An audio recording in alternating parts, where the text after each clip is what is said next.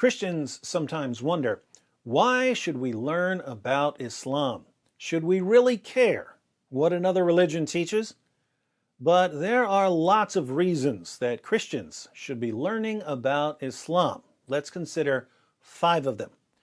First, numbers. Islam is the second largest religion in history after Christianity. There are about 1.6 billion Muslims in the world, which is more than a fifth of the world's population. And according to many sources, Islam is the fastest growing religion in the world. So Islam is big and it's getting bigger.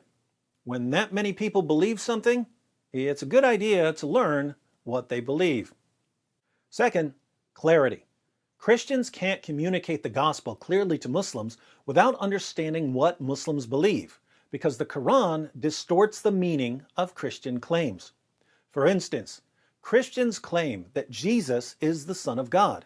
But when we say Jesus is the Son of God, Muslims think we're claiming that God had sex with a woman and produced Jesus as an offspring. They believe this because the Quran says, "How can Allah have a son when he has no wife?" Now, when Christians call Jesus the Son of God, we're not talking about God having sex and producing an offspring. No Christian has ever meant that. But that's what Muslims think we mean because the Quran says that's what it means to call someone the Son of God. There's a similar problem when it comes to the doctrine of the Trinity. According to the Quran, Christians believe in a Trinity made up of God, Jesus, and Mary. Here again, no Christian has ever believed this. But there are Muslims who think we believe in a Trinity made up of God, Jesus, and Mary because of how the Quran distorts basic Christian doctrines. So, if we don't know what Muslims believe, we won't understand how they're misinterpreting what we say when we preach the gospel. Third, preparation. Muslims are trained to challenge the core doctrines of Christianity. Jesus taught his followers lots of things, but when they preached the gospel in the book of Acts, they preached that Jesus is the divine Son of God who died on the cross for sins and rose from the dead. Deity, death, and resurrection. These are the 3 core teachings of the Christian gospel. Islam denies all 3 of them, and so Muslims are taught to challenge Christians on these issues.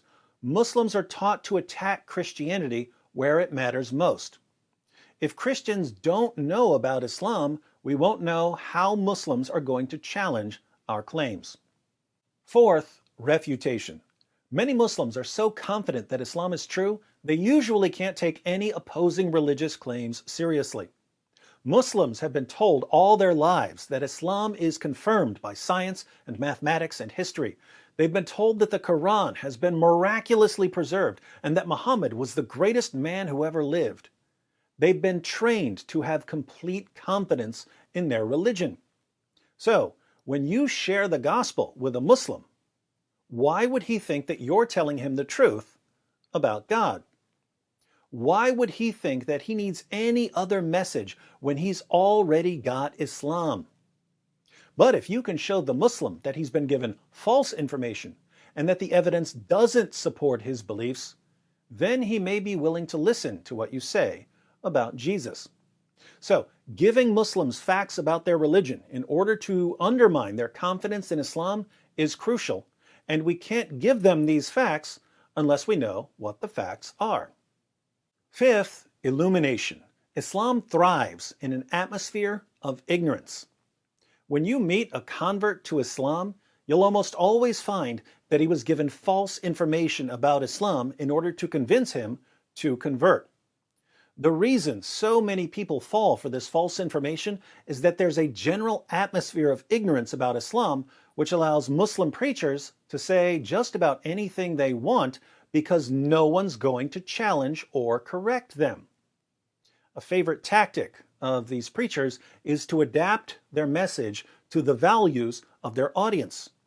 If a Muslim preacher is talking to people who believe in women's rights, he'll say, "You believe in women's rights? Muhammad was a champion of women's rights. He was probably the greatest defender of women who ever lived." If the preacher is talking to someone who believes in science, he'll say, The Quran is filled with scientific claims that could only be verified centuries after Muhammad's death. Science proves that Islam is the truth.